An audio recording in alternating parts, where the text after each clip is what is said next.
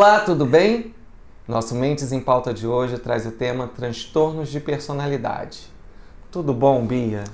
Tudo ótimo, mas olha só, transtornos de personalidade é um tema muito abrangente. Isso. Nós vamos seguir algumas perguntas, algumas dúvidas dos nossos seguidores. Ah, tá ótimo. Tá? Ótimo. Então aí eu pego e aí a gente vai trinchando aí como... Segue as perguntas, fica Tá mais bom? fácil isso. Então tá bom. Vamos lá. Bia, qual a diferença da personalidade histriônica para o narcisista? Olha, a gente tem que primeiro entender o seguinte: transtorno de personalidade é quando você está falando muito mais do que uma doença, está falando de um jeito de ser da pessoa, que é uma maneira dela ver o mundo, dela interpretar o mundo ou agir no mundo. Por exemplo, a personalidade, você tem 50% a 60% de uma influência muito forte, genética, e você tem ali 40% a 50% do que você vivencia. É o que a gente chama de temperamento, que é essa parte mais genética, e de caráter. Então, a personalidade é uma junção de temperamento, genética, herdado, e caráter, que é aquilo que você vai formando conforme você vai tendo episódios, dependendo do meio social, dependendo dos valores que são passados. Então, quando a gente fala transtorno de personalidade, é disfuncional. Um transtorno de personalidade traz uma disfunção, mas se caracteriza basicamente pelo jeito que a pessoa é e se apresenta. Então, qual é a pergunta? O histriônico para o narcisista. O histriônico para o narcisista. Vamos lá. Vamos à essência da coisa. Qual é a essência da personalidade histriônica? O histriônico é uma pessoa que ele tem uma necessidade muito grande de chamar a atenção, de ser visto, e principalmente com a questão física. Ele não tem muito a questão de querer ser percebido por um dom, por um talento. Ele tem a necessidade de se mostrar fisicamente extremamente sedutor.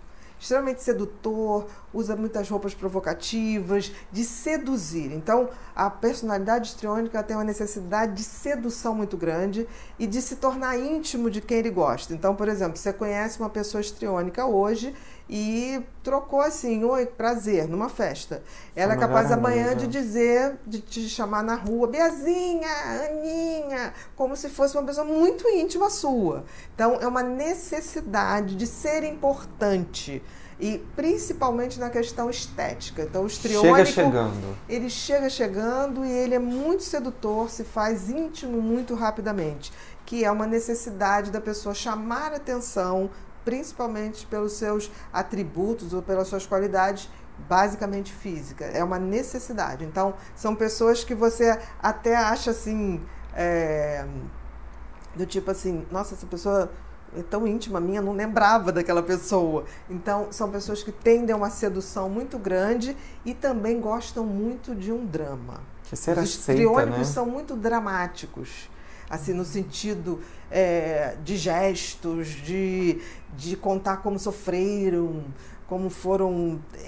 tem uma carga dramática muito grande, muito grande. Então, eu diria que essa é a essência do transtorno de personalidade histriônico. Essa coisa sedutora e essa coisa muito dramática. Mas o narcisista não tem isso também ou não?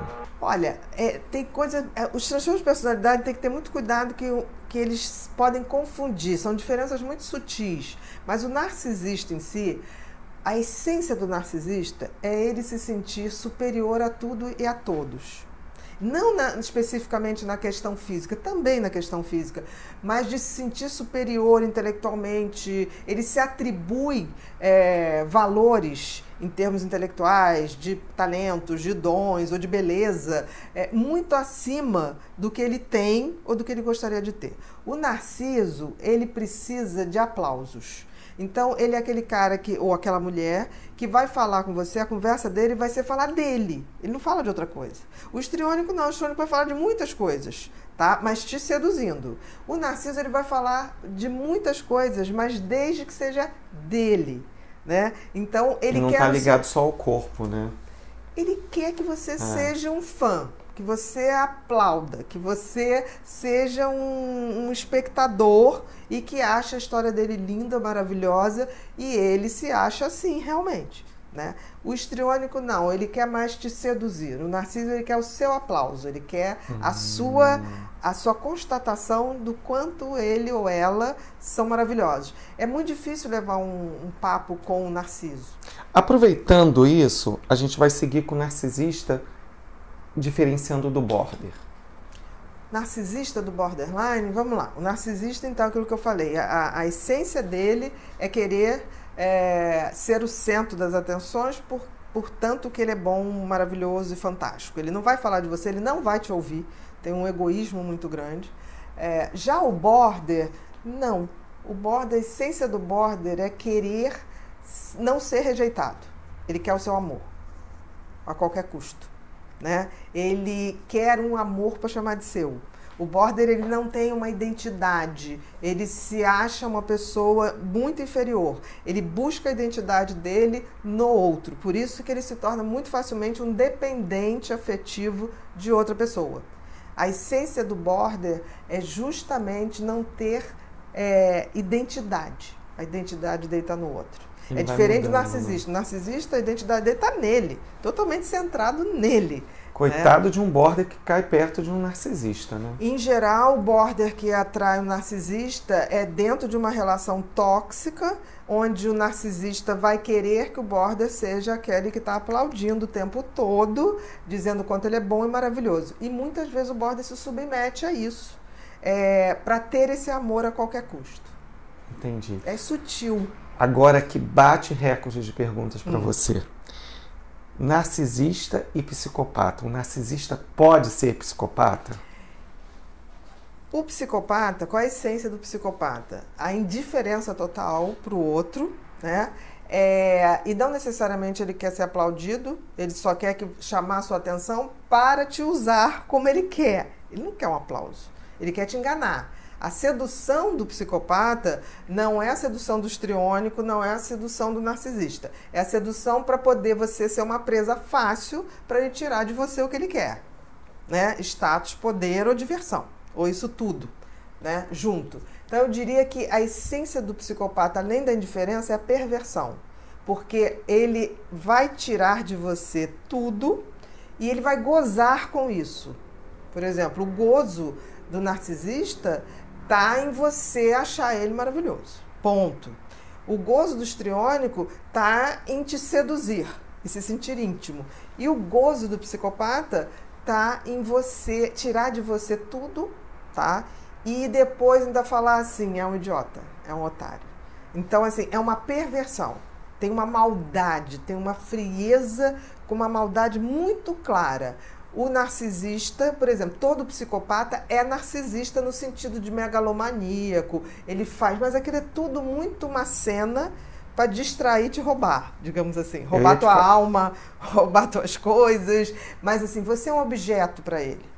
O narcisista, ele quer você para ter um fã, ter um aplauso, ter um chat. É mais do que um fã. É isso que eles estavam perguntando exatamente aqui, né? Então, assim, todo psicopata, ele tem muito de narcisismo. Tem. E já o narcisista, nem todo narcisista vai ter perversão. Perversão. Do tipo assim, querer que você sofra para gozar com aquele sofrimento. Não. Ele quer você aplaudindo ele e achando ele o máximo e fazendo ele se sentir a pessoa mais amada, mais adorada, mais admirada. Não necessariamente um sofrimento. Ele pode até provocar um sofrimento com isso.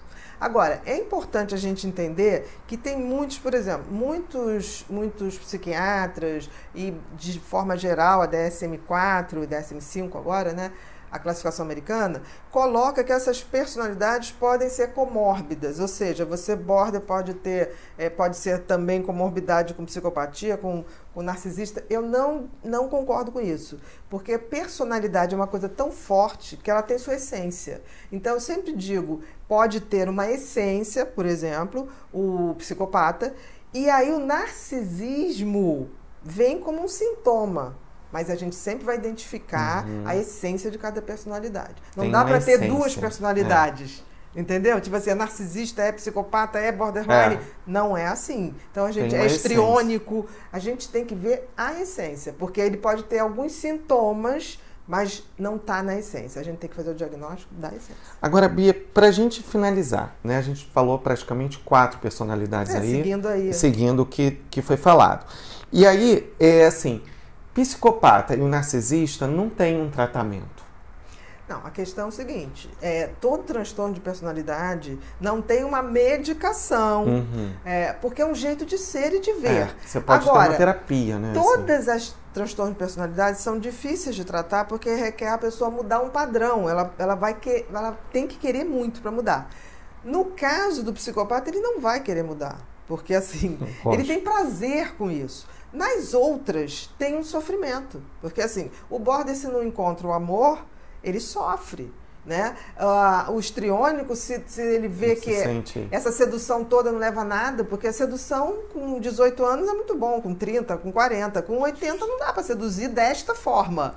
Então ele sofre. Quando há o sofrimento, a pessoa busca algum. Agora, quando não há, é muito difícil. Então, assim, tem tratamento? Tem, mas o tratamento de transtorno de personalidade é psicoterapia e muita, muita vontade de mudar. De querer mudar. Muito. Muito obrigado, Nada, Bia. querido.